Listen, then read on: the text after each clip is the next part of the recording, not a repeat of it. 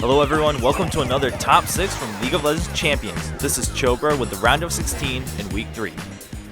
Kicking us off this week will be General Rise returning from the grave to pick up a triple kill for his team here at Najin Sword. Song's going to jump in right away, and he's going to get ulted by Yorick on his team, sacrificing himself to get a double kill, but then chases up on Nami in that zombie form to pick up a triple kill and wrap up the fight.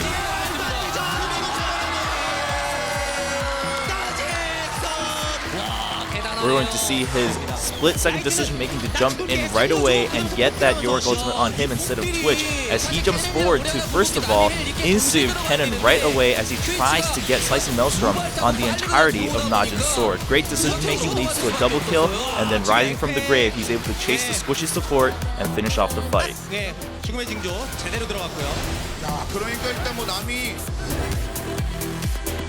In 5th place, we're going to see a bunch of great ultimates kicking off with that great Final Spark from Kuro. And we're going to see another one leading to a double kill here as they're getting chased into their base. He's going to turn around, get a perfect lineup against the wall, and that's 2 members down at long range, almost maximum range right there. But of course, the best ultimates this week are coming from Insect and the rest of KT Bullets, as we see they're leading with Unstoppable Force into Shockwave. This is a moment no one can forget if you watch the matches. You go in with the Shockwave on 3 people with the Unstoppable Force, and then we're going to see the Tidal Wave come in to make sure everyone stays in place.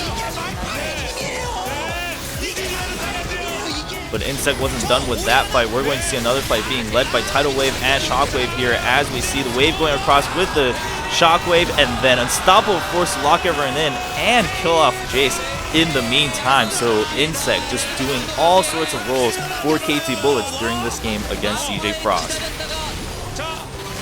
But Bullets weren't done in this game. They stay in the enemy base, as we see Nami also setting up good placement for Vayne. We're going to turn around with that amazing Aqua Prison, and then we're going to lead with Orianna's Fallen Shockwave for another double kill for Vayne.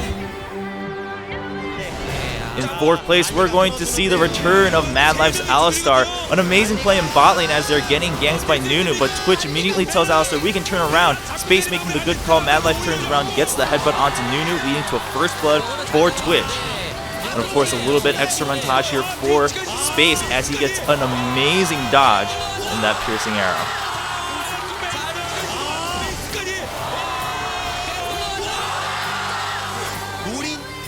And Alistar, of course, what game for CJ Frost would be Mad Life's Alistar if we only had one clip of his great plays. Gets a headbutt after faking going back home, and an easy kill for Twitch on Nami.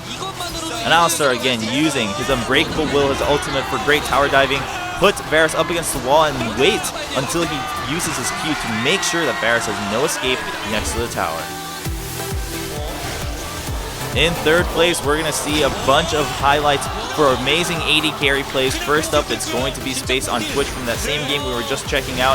He starts off with a great initiate on his own, and then he cleans up the fight for Zac, and then he's going to chase through, make sure he sticks behind Alistar the whole time so he's not getting damaged, waits until all the ultimates come by, gets a double kill, and he's going to start going in, maybe going for Varus. No, he's going to turn around, get the easy pickup on the side, and then clean up the fight with a quadra kill onto Varus.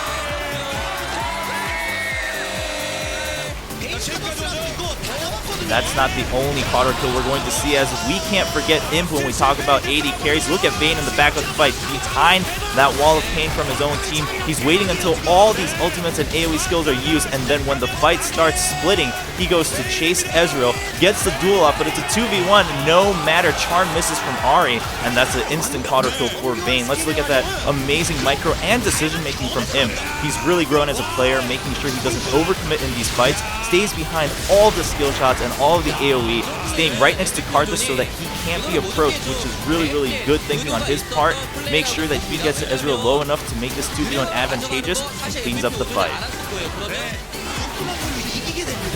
Imp not one to back off after showing off once at the Baron Pit. They're going to start a fight in base. He actually gets 3 people to jump on him, but it's okay. He's going to turn around with that Yorick ultimate and extra protection from his teammates afterwards, gets a double kill, and then turns around, flashes over to pick up a triple kill onto Ahri while dodging True Shot Barrage, and of course cleaning up the blobs for yet another quadra kill. In second place, we're going to see some really, really good comboing coming in from Ari and Shen. We see that right there, Shen going in to keep Expression on Rumble right next to the tower so that Ari can help finish off the kill. Really, really good taunts coming in from both because Charm, of course, initiating that fight for the Jin Air Stealth. We're going to see it right here. The stealth's really redefining what stealth is for Shen, as he always had trouble being a sneaky ninja. But he's going to get another taunt flash into that brush on 3 people. And then Ari just skirting around the side. We're also going to see a nice play there from Thresh, knocking Yuna back from that Absolute Zero in the brush. And Stealth cleans up the fight without a single issue. Ari once again trying to dodge away from Slicing Maelstrom, but gets that Stand United back. They're going to jump right back in, and the Charm at maximum range brings Sona back in to start off the fight. Shen's going to start walking in, taunts Nunu through that Absolute Zero, and the swords just have to walk back to their base.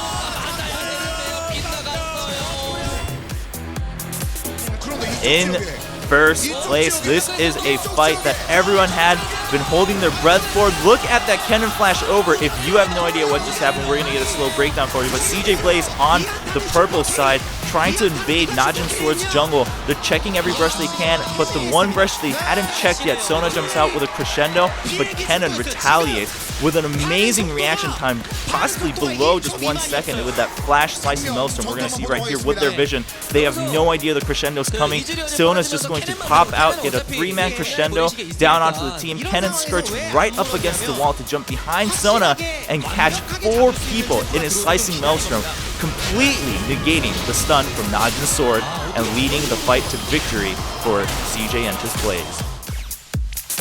That's it for the top 6. If you liked what you saw, please subscribe to this channel.